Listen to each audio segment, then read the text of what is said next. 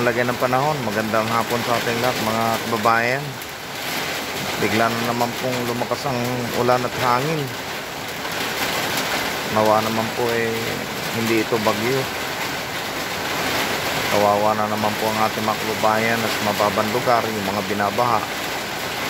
Pray po tayo mga kababayan. Ingatan at iligtas tayo ng Panginoong Diyos.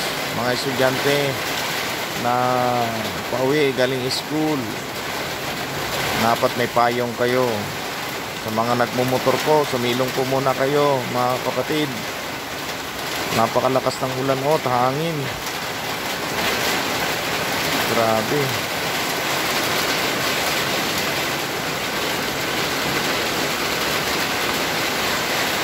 Bigla na lang po bumagsak na naman ang malakas ng ulan. Grabe, napakalakas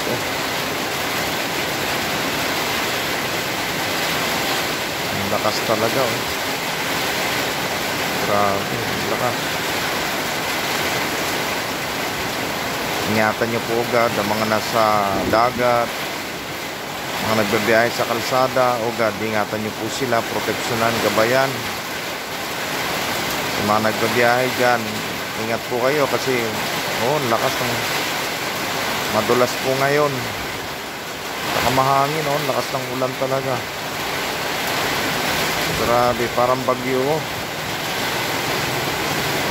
Pakalakas. Pasok sa bahay.